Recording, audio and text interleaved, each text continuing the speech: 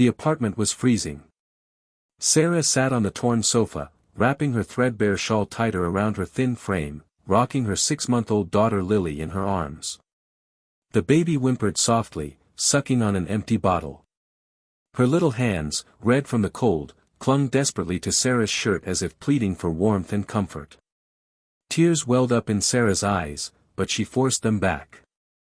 She had cried too much already. There was no room for weakness now, not when her baby needed her. She looked around the tiny apartment. The refrigerator buzzed but held nothing inside. Not a drop of milk, not a crumb of food. The only heat came from an old kettle boiling on the stove, but the gas would run out soon too. Sarah had once dreamed of becoming a nurse. She had enrolled in community college, taken night classes, even aced her anatomy course. But then life, unforgiving and fast, had swept her dreams away. Her boyfriend had promised the world, then disappeared the moment she told him she was pregnant. And with no family to turn to, her mother had died when she was 15, and her father was a man she refused to speak of. Sarah found herself alone. She did what she could, cleaned offices at night, waited tables on weekends, and sold old clothes online just to make rent.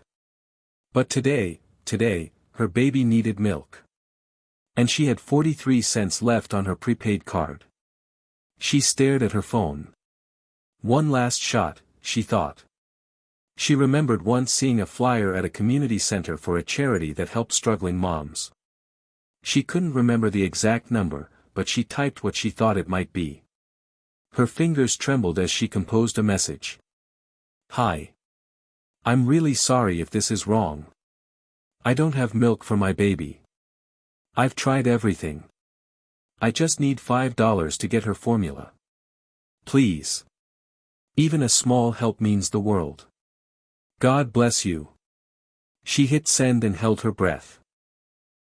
She didn't know that the number she texted didn't belong to any charity. It belonged to Ethan Carrington, billionaire CEO of Carrington Industries. At that exact moment, in a penthouse suite high above Manhattan, Ethan stared at his phone, half listening to a conference call while swirling whiskey in a crystal glass. The room was sleek, modern, and silent. It always was. Since his wife's sudden passing 3 years ago, Ethan had drowned himself in work and numbers, trying to fill the void she left behind. The screen lit up. He glanced at the message. And blinked. Then read it again.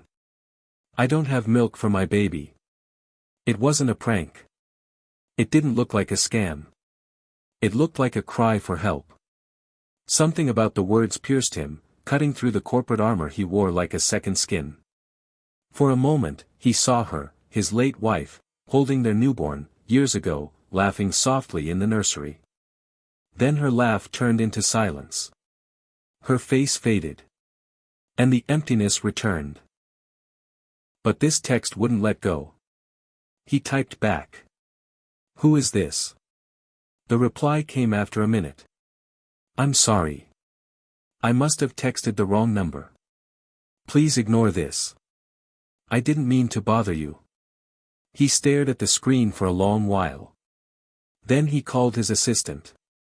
Get me everything you can on the number that just texted me. Quietly. An hour later, Ethan stood in front of a rundown apartment in Brooklyn, holding bags of baby formula, diapers, and food. He had personally driven there. It was past midnight. He knocked. Sarah peeked through the peephole, her heart thudding. A tall, well-dressed man stood outside. Sarah, he asked gently. I'm Ethan. I got your message. She didn't answer. I'm not here to hurt you. I wanted to help. Still unsure, she opened the door slightly. I didn't mean to send that to you, she stammered. I was desperate. I'm sorry. He handed her the bags. No need to apologize. She took them, hesitating. Why would someone like you care? Because once, someone helped me, he said simply. That night changed everything.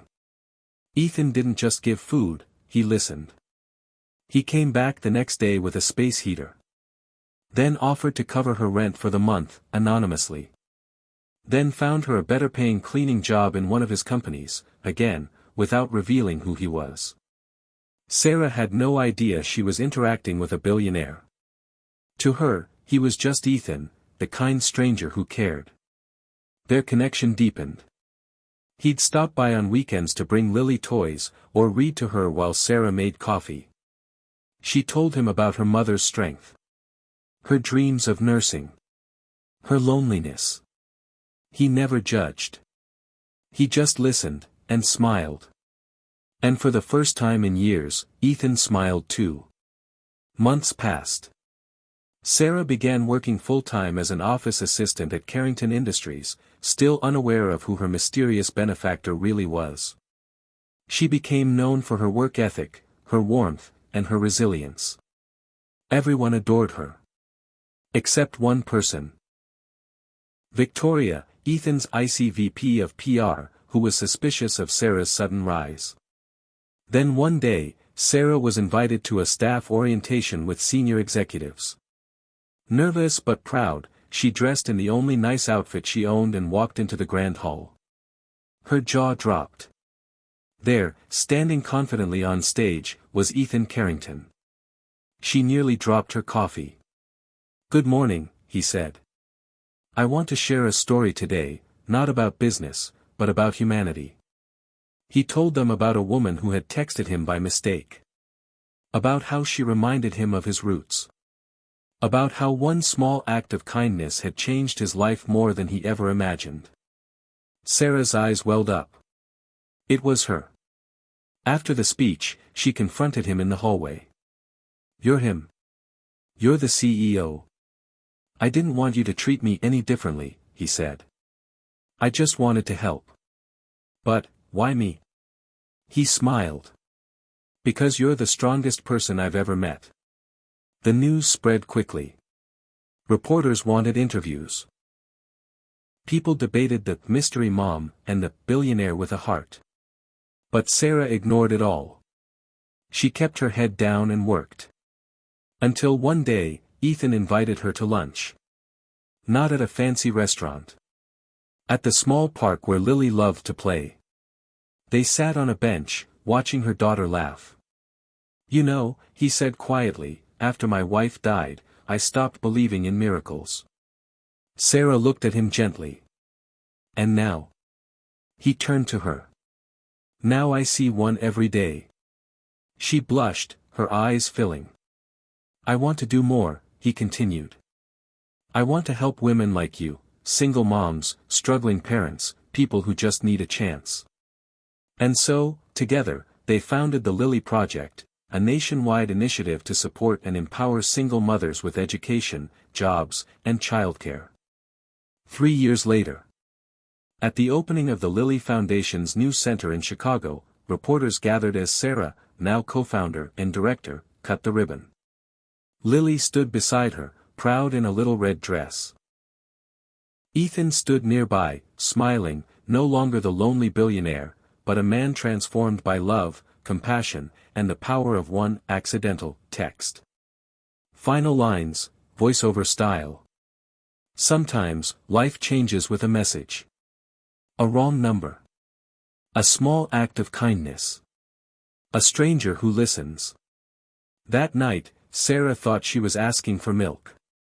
She had no idea she was inviting a miracle. And sometimes, even the richest hearts are waiting to be touched by the poorest souls.